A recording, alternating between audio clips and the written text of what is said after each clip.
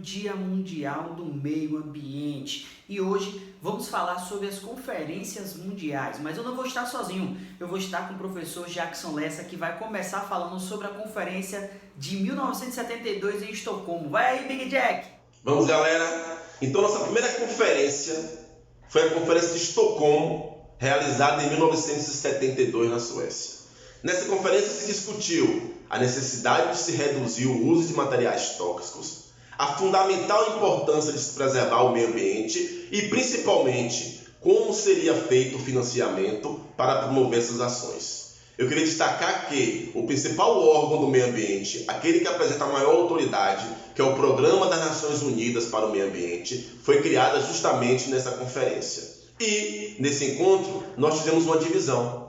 Os países desenvolvidos, que defendiam a redução da produção industrial e utilizavam o slogan Desenvolvimento Zero, e os países que estavam em desenvolvimento, que começavam euforicamente a crescer industrialmente, dizendo desenvolvimento a qualquer custo. Então tivemos uma divisão, dois grupos que defendiam interesses diferentes. Vale entender que, do ponto de vista prático, nós não tivemos grandes transformações com essa conferência. Porém, ela foi fundamental, pois ela trouxe o meio ambiente para o centro do debate e, a partir de então, tivemos outros desdobramentos. Nessa conferência, o Brasil participou, estava entre os aproximadamente 113 países que participaram, e nosso ministro, na época, José Costa Cavalcante, saiu com a seguinte frase: desenvolver primeiro e depois pagar os custos desse desenvolvimento. É importante contextualizar. 1972, o Brasil vivia o período da ditadura militar e nesse período nós estávamos vivendo o chamado milagre brasileiro e o desenvolvimento econômico estava sendo priorizado. A partir de então, outras conferências passaram a ser realizadas e a próxima conferência, o professor Glauco vai trabalhar com vocês, que foi a Conferência de Montreal, no Canadá, em 1987. Deixar comigo, Big Jack. Esse protocolo de Montreal, ele na verdade foi discutido já em uma conferência em Viena em 1985. E aí em 87, 195 países resolveram assinar esse compromisso de reduzir a emissão de clorofluorcarbonos que iria destruir a camada de ozônio. Esse relatório dizia o seguinte, que esses gases, que eles iriam aumentar ainda mais aquilo que a gente chama de buraco na camada de ozônio. Então baniu-se esses clorofluorcarbonos, iniciando um processo de construção de novos produtos. Esse protocolo ele não teve tantos problemas econômicos porque era apenas investimento em tecnologia, não iria mexer na estrutura econômica dos países, então facilitou bastante. Em 1987 também houve um relatório de Brundtland. Brundtland é o nome da primeira-ministra da Noruega, que estava à frente da Comissão Ambiental da ONU, e ela criou um documento chamado Nosso Futuro Comum. E lá houve a primeira vez a citação do termo desenvolvimento sustentável, que posteriormente foi discutida na Conferência Rio 92, que agora Jackson vai explicar como aconteceu. Boa, Glauber! Importantíssimo, gente, o protocolo de Montreal. Galera, nossa terceira conferência é a chamada ECO 92 e ocorreu aqui no Rio de Janeiro, em 1992. Ficou conhecida como Conferência das Nações Unidas para o Meio Ambiente e Desenvolvimento. Importantíssimo entender alguns aspectos dessa conferência. Primeiro, participação de mais de 170 chefes de Estado, participação de empresas privadas e participação de organizações não governamentais. Essas organizações não governamentais foram importantíssimas. Elas fizeram um evento paralelo, que ficou intitulado de Fórum Global, e esse evento paralelo contribuiu de forma significativa, porque produziu um documento que ficou conhecido como Carta da Terra. Já os países, os chefes de estados, discutiram diversos âmbitos da preocupação em preservar o meio ambiente e associar a ele a preocupação também com o crescimento econômico. Surgia aí um conceito bastante difundido, o conceito de desenvolvimento sustentável. O conceito que tenta aliar crescimento econômico com preservação ambiental. Inclusive, esse conceito é muito polêmico. Grande quantidade de líderes mundiais que representam países importantes questionam que a excessiva preocupação com o meio ambiente afeta o crescimento econômico. Já um outro grupo de países questiona também que essa preocupação desenfreada com a economia em detrimento do meio ambiente pode trazer prejuízos sérios, tanto para a humanidade quanto para a economia a médio e longo prazo. Essa discussão ela vai render. Nós teremos alguns países que passam a adotar medidas voltadas para a preservação ambiental de forma mais intensa e outros países que sequer se preocupam de forma efetiva com o meio ambiente.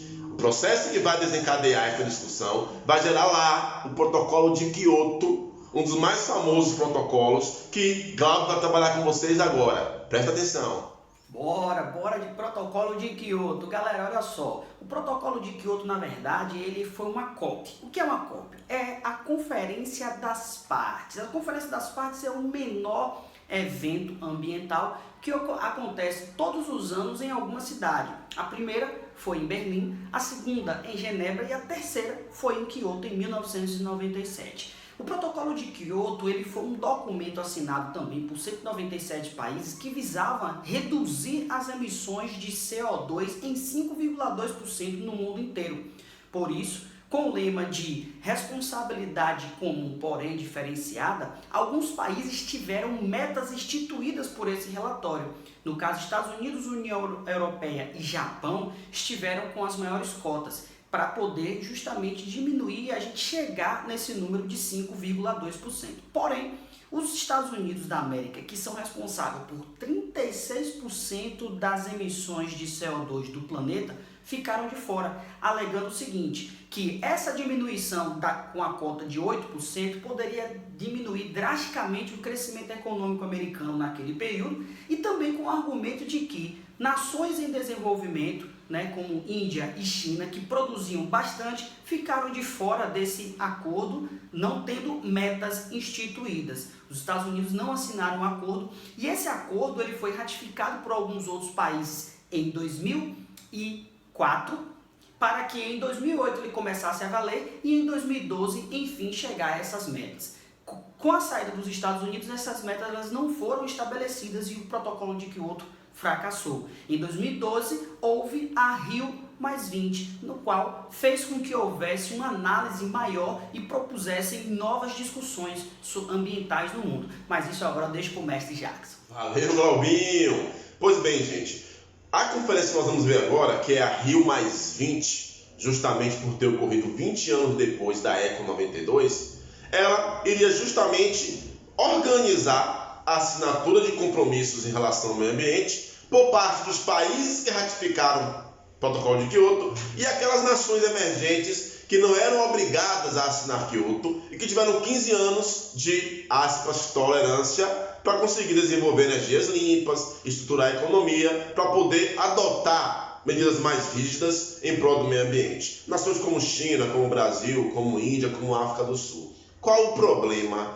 Mais uma vez, em 2012, na chamada Rio+20, os países entraram naquela discussão, naquela dualidade economia-meio ambiente. Novamente tivemos uma resistência por parte dos países em assinar algo mais rígido, algo mais concreto em relação ao meio ambiente.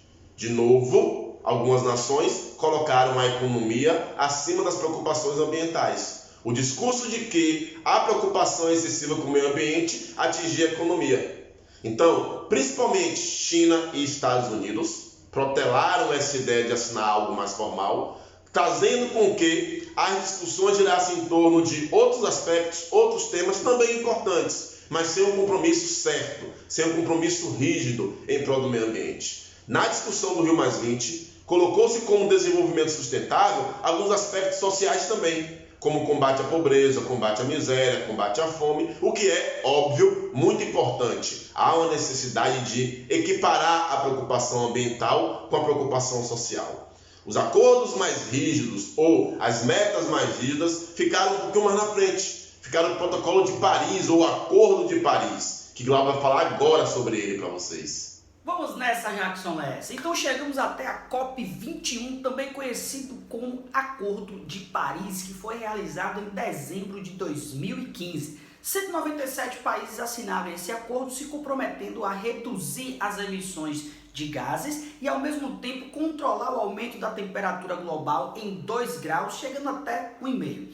Agora, diferentemente do protocolo de Kyoto, essas metas elas foram colocadas voluntárias. Por quê? Porque cada país ele iria se adequar a algum processo de algum tipo econômico e se comprometer a reduzir aquilo que podia. Isso deixou muito mais fácil para que países que não participassem do protocolo de Kyoto participassem agora. E um detalhe importante, o Acordo de Paris, na verdade, fez com que vários outros países passassem a investir em novos tipos de energia. A China, por exemplo, que é uma grande poluidora, que assinou o compromisso no Acordo de Paris, ela mudou um pouco sua matriz energética, deixando um pouco o carro mineral, passando agora a utilizar gases, o gás natural e também as usinas hidrelétricas, fazendo com que houvesse uma diversificação da sua matriz.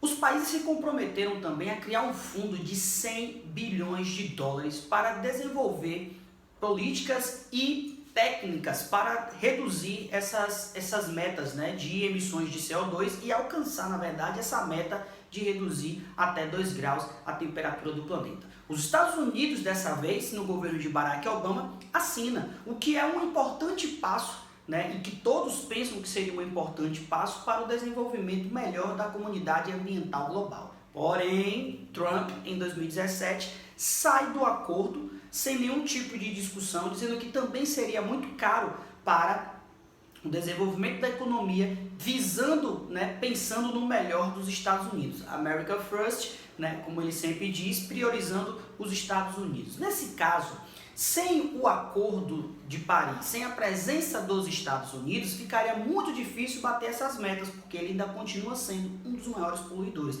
E aí a humanidade fica sem nenhum tipo de rumo ou planejamento ambiental para os próximos anos. Se você gostou desse vídeo, vamos lá, segue lá o Professor Glauber Guerra no YouTube e segue o Professor Jackson Lessa Atualidades. Curte lá, dá um like, se inscreve no canal que a gente vai estar mostrando sempre vídeos novos para vocês. Valeu? Um abraço, muito obrigado Jackson Lessa pela participação e tamo junto!